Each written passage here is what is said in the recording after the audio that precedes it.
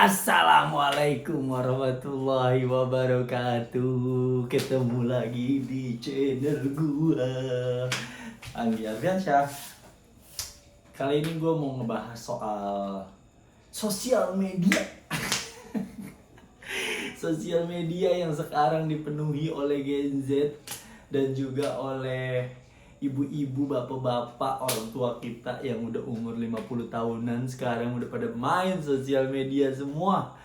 Anak kecil cipung aja main sosial media, TikTok, Instagram. Tapi menurut gue ya, uh, bersyukur sih sosial media tuh bisa kejangkau sama semua kalangan sekarang tuh. Mulai dari yang anak kecil di bawah 5 tahun, terus remaja, terus anak sekolah yang baru lulus, pekerja yang umurnya di bawah 30 tahun, yang 30 tahun ke atas sampai yang 50 tahun ke atas, semuanya main gitu sosial media. Bahkan nyokap gue aja main sosial media. Mungkin yang nggak main sosial media di umur-umur 50 ke atas kali ya, udah nenek-nenek udah nggak mungkin lagi dia main sosial media. Jangankan main sosial media, daftar BPJS di puskes saya dia bingung. Makanya tapi ada positifnya, ada negatifnya juga nih.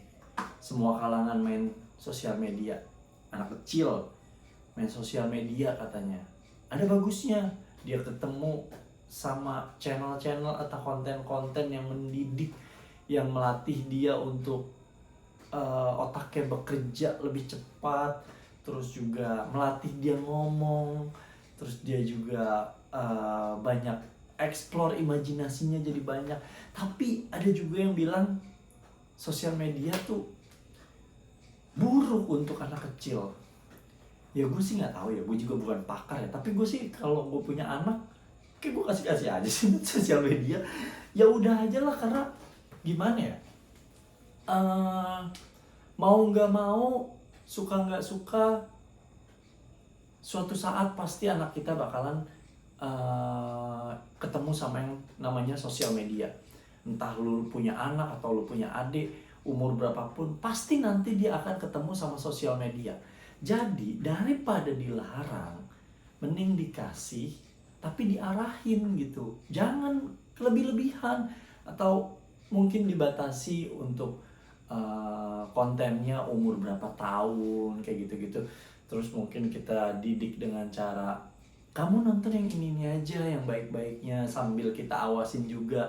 Pasti anak kecil kalau misalkan nonton sesuatu, itu timbul pertanyaan di otak dia. Nah, sehingga ketika timbul pertanyaan-pertanyaan tersebut, dia tidak mencari tahu dari internet lagi, tapi dia mencari tahu dari kita, yaitu orang yang lebih tua yang ada di dekatnya. Jadi kita bisa kasih arahan, oh ini tuh maksudnya ini, oh itu tuh maksudnya itu, begitu. Jangan kalau misalkan kita biarin gitu aja, dia main sosial media tanpa pengawasan dari kita.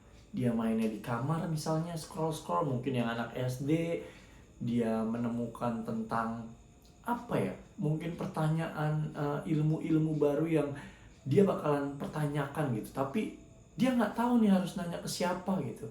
Sedangkan nggak ada orang tuanya atau orang yang lebih tahu di sekitarnya gitu. Akhirnya dia nyari tahu sendiri dari internet, dan akhirnya malah nemunya mungkin yang lebih buruk gitu. Atau mungkin misalkan dia ketemu konten-konten tentang agama, terus dia mau cari tahu, ternyata ada istilah-istilah baru di agama tersebut. Akhirnya dia cari tahu lah di YouTube atau di internet, di searching. Pas dia nyari, kebetulan ada ilmu-ilmu agama yang mungkin menjerumuskan ke arah kesesatan gitu. Kalau misalkan ada orang tua mendampingi kan enak gitu ya kan. Jadinya ada solusi, ada pembelajaran, anaknya dapat pengalaman, anaknya dapat ilmu, orang tuanya juga dapat ilmu juga gitu ya. Sama-sama mencari ilmu. Makanya ente nih kalau anaknya pada main sosial media, main HP, main apa, jangan tuh didiemin begitu aja, diliarin begitu aja. Harus kita tetap awasin gitu, sesibuk-sibuknya kita. Kalau emang misalkan kita sibuk banget, udah kalau bisa jangan dikasih HP dulu. Sering banget tuh makanya tuh di sosial media juga, di TikTok, di Instagram tuh, anak kecil mainin HP maknya, buka Shopee, gitu cek sampai 30 juta, bingung abang kurirnya datang paketan banyak. Mbaknya boro-boro mau bayar 30 juta ya, masak ikan bandeng aja susah banget. Bikin nugget aja nggak pakai santan mau bayar cek online 30 juta. Itu yang mesti diawasin. Buat ibu-ibu yang punya anak, HP-nya dimainin sama anaknya, kalau bisa yang online store kayak gitu di delete aja deh, marketplace gitu, Shopee kayak Tokopedia kayak delete aja udah. Di downloadnya tuh di HP yang lainnya, yang anaknya nggak mungkin main. Bahaya nanti, masalahnya kan marketplace kayak gitu udah bisa COD. Nih main klik aja, tahu-tahu dia beli mesin jahit. Mesin jahit elektrik yo, harga 30 juta, puyeng ntar si ibu sendiri yang puyeng. Makanya dibantu awasi. Terus orang tua juga nih, mungkin kalau yang remaja sama umur-umuran under 40, mungkin pasti megang sosial media tuh bijak gitu. Nah yang di atas 50 juga, di atas 40, di atas 40 juga nih, gampang terpengaruh sama isu-isu yang belum tentu kebenarannya gitu. Sering banget ini kejadian di emak-emak, di bapak-bapak, akhirnya ngirim link yang belum tentu kebenarannya gitu, dikirim linknya ke grup WhatsApp keluarga, akhirnya jadi pada berantem antar keluarga. Padahal niatnya baik, mungkin dia pengen nge-share hal-hal yang baik untuk mencegah adanya kejadian-kejadian yang buruk di keluarganya, entah itu ternyata penipuan atau apa, ada ilmunya. Tapi kadang hal-hal yang berita-berita hoax nih dikirim juga ke grup WhatsApp, akhirnya gitu kan, nanti dia berantem lah sama keluarganya yang ini. Belum lagi kalau soal politik nih, aduh lagi musim-musimnya politik, yang satu main kirim ini, yang satu main kirim itu, yang satu dukung ini dukung itu, akhirnya apa? Berantem juga di grup keluarga. Udah makanya tuh coba buat yang punya orang tua kita nih, seumuran gua nih, atau di bawah atau di atas gua, yang range umurnya dari 18 tahun sampai di bawah 40 tahun, coba dijaga nih orang tuanya masing-masing. Gak usah ngurusin omnya, gak usah ngurusin tantenya, urusin orang tuanya masing-masing dulu, emak bapaknya nih. Waktu orang tua kita bersosial media nih, kalau bisa kita pantau juga gitu. Kalau dia lagi buka-buka TikTok tuh, buka-buka Instagram, terus kalau dia nemu berita terus mau ngeklik yang tanda panah begini nih, yang artinya dibagikan, nah itu tuh kalau bisa tangannya kita sentil dulu. Bahaya tuh, ntar yang ada bikin permusuhan di dalam keluarga.